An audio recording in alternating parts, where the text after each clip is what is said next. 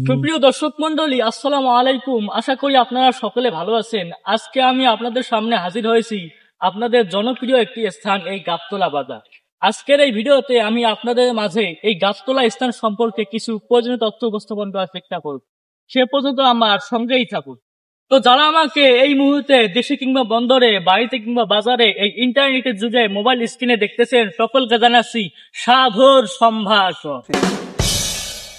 গাবতলা এই স্থানটি কুড়িগ্রাম জেলার নাগেশ্বরী উপজেলার কচাকাটা থানার ৩ কিলোমিটার দক্ষিণে বল্লভের খাস ইউনিয়নে অবস্থিত।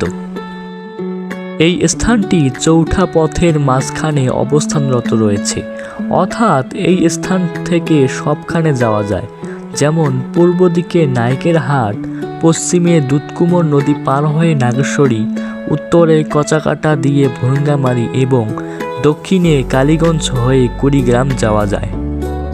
এই গাবতলায় হিন্দু মুসলিম সহ সকল পেশার মানুষ একসঙ্গে বসবাস করেন। এই এলাকার সাথে অনেক গ্রাম মহল্লা জুড়ে রয়েছে, তাই এটি হলো সবচেয়ে বড় একটি এলাকা।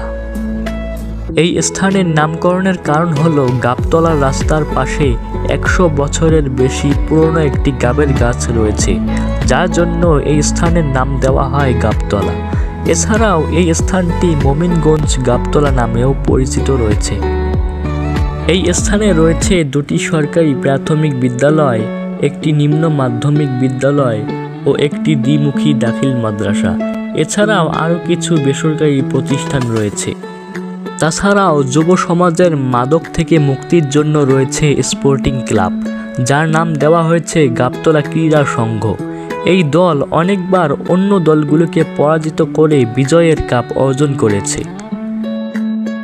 অন্যদিকে গাবতলায় শিক্ষা প্রতিষ্ঠান থাকলেও চিকিৎসা প্রতিষ্ঠান বা হাসপাতাল ও ক্লিনিকের অভাব রয়েছে।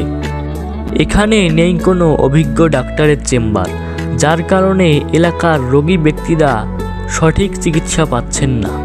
তাই এই স্থানে একটি ক্লিনিক হলে এই এলাকার মানুষেরা সঠিক চিকিৎসা পেত। আমি এর জন্য উপজেলা নির্বাহী ঊর্ধ্বতন কর্মকর্তার নিকট দৃষ্টি আকর্ষণ করতেছি।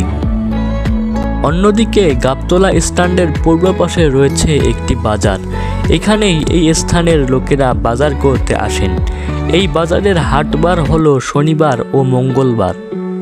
অন্যান্য বারে লোকজন কম হলেও হাটবারে এই বাজারে অনেক লোক বাজার করতে আসেন। সুপ্রিয় দর্শক মণ্ডলী, আজকের ভিডিও এ পর্যন্তই। ভিডিওটি কেমন লাগলো তা কমেন্ট করে জানাতে ভুলবেন না।